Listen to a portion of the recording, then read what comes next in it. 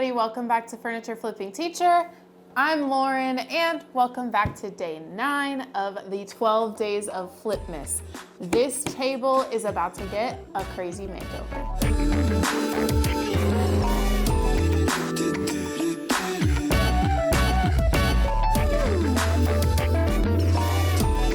When I came across this table at the thrift store, I debated whether or not I should grab it or not because it is a little bit of a unique height. The height is about maybe like a kitchen table height, but the weird thing is it has this compartment below it, so you can't like sit chairs under it or put your feet under it or anything like that. So I thought maybe it's a craft table, maybe it's used for like a Lego table storage underneath there. Who knows? Because these doors open, so that is a pretty neat feature. I saw the cane, I saw the potential for the top of it, so I went straight to Instagram and I asked you guys, do I thrift this or do I pass on this? It was only $15, so you guys were totally down for it and I got a really good ideas from you guys over on Instagram. So if you're not following me on Instagram, then be sure and go over there and follow at Furniture Flipping Teacher, just so that you can be a part of behind the scenes and the day-to-day of every single thing that we've got going here over on YouTube. Long story short, I bought the table and I cannot wait to put some of your guys' ideas to the test. The first thing that I'm going to be doing with this table is giving it a nice clean so that we can start with a fresh, clean surface. Okay, so now that we have everything cleaned off, I am going to go ahead and sand down the top here. I'm not 100% sure what design path I'm going to be taking with this table just yet, but I do know that the finish is failing tremendously. So no matter if I'm going to save the raw wood or paint it, this finish has to be sanded off or else I'm going to get flaking paint later on. So I'm going to use an 80 grit with my Surf Prep sander and then I'll switch over to a 120 to smooth everything out.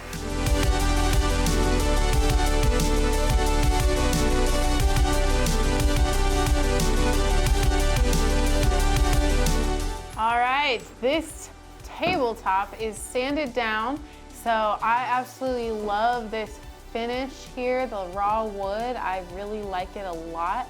However, it is a little bit splotchy, so we'll definitely have to even it out with like a wood wash, or like I said, I'm not too sure if I'm gonna paint it yet or not. So on to the next step. Like I said earlier, this table is a really awkward height. So the idea is, and it didn't come from me, it came from you guys over on Instagram. The idea is to chop off the legs, not completely, but enough so that it could become a coffee table.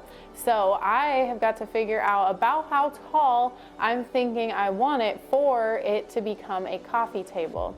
I got to see how much of the legs that I want to chop off, and then I'm going to get my circular saw and give it a whirl. Okay, so got a tape measure here and I looked up the I guess standard height of a coffee table, and it said, of course, there's a little bit of a range. So from 12 to 24 inches is the average standard height, and it kind of just depends on the height of the couch on which coffee table height you should get. So I was measuring, and this table is 28 inches. So, well, 28 and a half inches.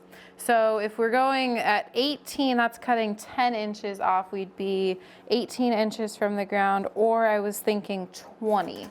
So if I stood up, that would be about, the 18 would be about below my knee. The 20 would be right above my knee.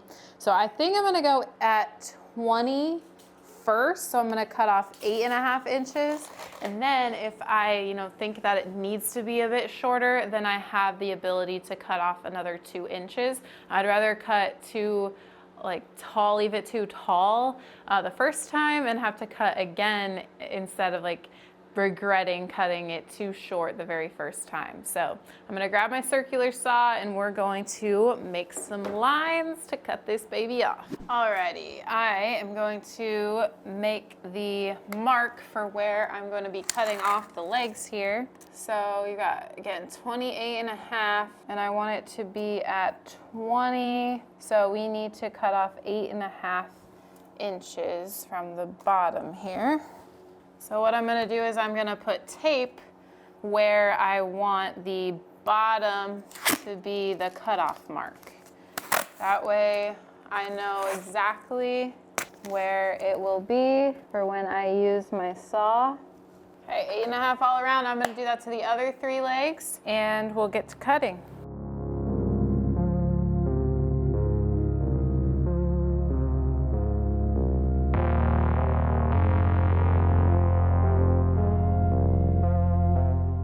All right, here we go. Time to saw this baby off. We're going for it. I've got my Ryobi circular saw here, battery powered, so don't have to worry about any cords, which is great. And we're just gonna go for it. So I'm cutting at the bottom of the tape here, and let's hope for a straight cut. Woohoo! We got one leg off. That was so much easier than I even kind of thought. And it looks to be pretty straight, pretty level. We won't know 100% sure until I get all 4 of them cut. And then I'll set it up, and if it's not wobbly, then we did a good job. If it is wobbly, then I'll probably just need to sand down the bottoms here just a tad bit. But no going back now. Let's cut off the other 3 legs. Power tools are fun as long as you use safety precautions. It's so empowering. So pick up a power tool, you guys. So much fun. Now comes the true test. When I set it up, will it be stable or will it be wobbly? Comment down below, what do you guys think? Because I don't know, I'm 50-50. It's level! Woo! It's not wobbling. It's not off center at all. Did it! All by myself. And honestly, the 20-inch, I don't know. I think I like the height. It's big, but this could be for a big living room. It's not too tall, I don't think. It's right above my knee. What do you think? I think I'm gonna leave it at this height. 20 inches, I think that's a pretty decent height. All right, on to the next step. Okay, I'm gonna get this tape off here, and I have an idea of where I want to go with this flip now that it's lower and I know that there's some good wood. It requires me to sand it down though, all of it down, so that we can get rid of this orangey stain color. So I promise you it's not just leaving it all the raw wood, but it's something that I haven't ever tried before in this color that I'm thinking about doing it. So stay tuned. I am gonna get ready to sand down all of the finish, the original finish, to the bare wood like this, and then I will show you what the plan is. I'm continuing to use an 80 grit to just go below the surface. All of this is solid wood, so there's no veneer that I'm worried about breaking through. So that is a plus, so I can kind of just go crazy with the sanding.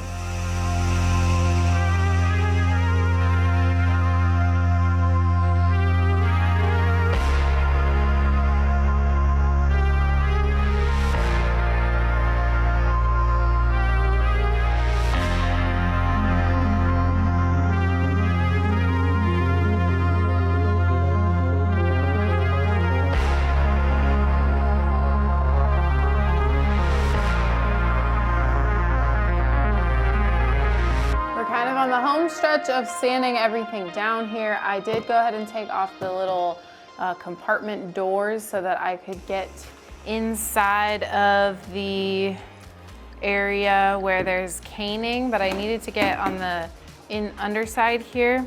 I'm not gonna be worrying about the back side because that is gonna be inside of the piece, so that won't really be seen except for when you're opening it. So I'm just gonna continue finishing this sanding job, and then I'm pretty sure this is my last little sanding area. So for my idea, I am gonna be doing sort of a wash, but we are gonna be doing a dark wash. My original sort of vision was to go black on this and then to make the cane a bit more of like a natural color. I'm still planning on doing a natural color with the caning here. But instead of doing all like a solid black, I am going to be trying out Lily Moon's gel stain in the color Saddle Up, which is sort of a dark gray black stain. It's water-based. It is an all-in-one, meaning it has that top coat built in. So we really don't have to top coat this unless we want some more durability, which I might do on the top here. But I'm just gonna make sure I have it all shook up enough so that it's all kind of blended together. I'm kind of gonna apply it like a paint with my brush. So I'm just gonna put that on a paper plate and use my brush to apply it. And it kind of has a little bit of a brown undertone. So I'm kind of interested to see like what it actually looks like. Might be good if you mist your surface as well. So yeah, it does kind of have that brownish undertone, but I like it. Definitely a unique color here. There are so many different ways that you can apply this gel stain. Usually I sort of wipe it on with a rag, but there's nothing wrong with doing it with a brush either. Okay, and then I'm going to take a lint-free cloth here and wipe it back so that we can still see that wood grain, but yet it gives it a little bit of a more darker finish. Ooh, I really like that. This is actually not even the color I thought it was. It's, like I said, it's more of a brown gray, not black gray. And it's gonna be really difficult to see the true color on screen, but it is a nice color. I can't wait for you guys to see it all done. But I'm gonna continue on. We're gonna do the edges, we're gonna do the next drawer, and then we'll be moving on to the actual table as well.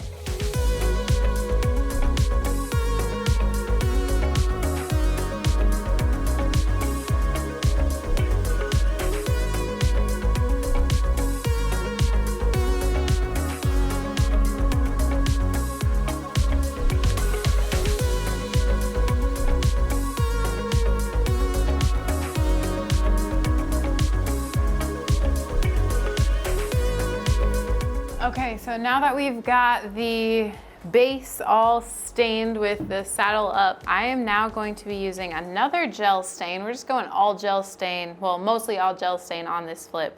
And this one's called White Oak Barrel. So it's gonna be a more white stain. And I'm gonna do this on the top. And this is kind of gonna complement slash match the cane, but the cane is gonna be like a solid color versus a more versus a less pigmented color that will show the wood grain here. So I'm just gonna do the same method I did all around the table, and I'm gonna wet it and then we'll wipe it back.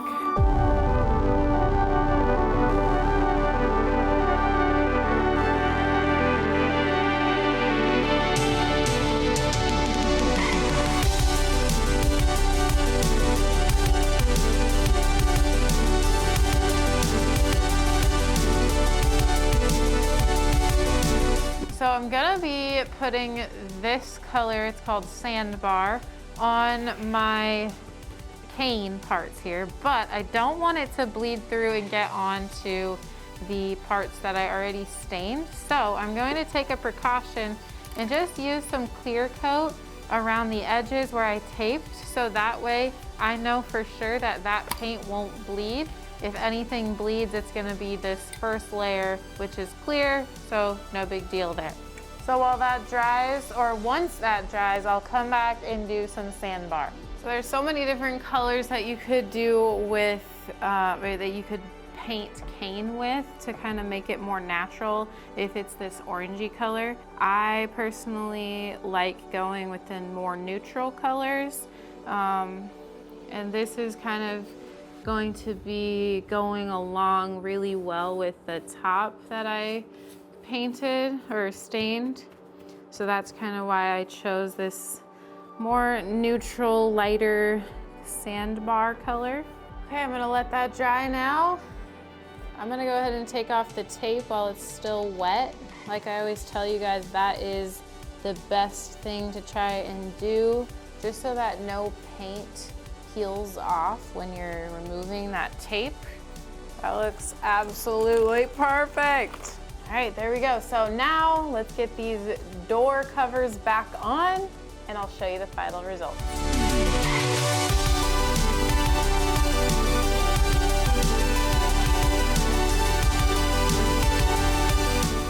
Here's the final result. Oh my gosh, can you believe that this used to be 10 inches taller? As well as it used to have that really old, ugly, in my opinion, orangey wood tone color. It's so crazy just the difference between what we started with and what we are left with. Some flips take way longer than other flips. This one in particular though, only took me 1 day of working. I'd say it took me around 4 to 5 hours to completely clean it, sand it down, and then stain it to what it looks like now. So really not too bad for a day's work.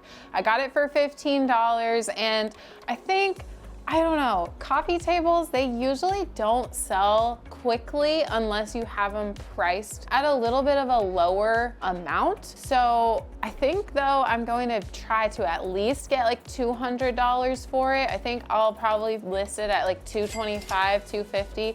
This is absolutely solid wood. Like there is no veneer, no particle board, no MDF. It's complete wood. So that is something that I need to list in the actual listing on Facebook Marketplace so that people know this is quality and that it is worth the $250 that I'm going to be asking for it. I think also that this color scheme is very on trend right now. The one thing that I'm a little bit nervous about is the size of this coffee table. I made it 18 inches tall, so I cut a total of 10 inches. At first I had cut 8, but I did go ahead and cut about 2 more inches off.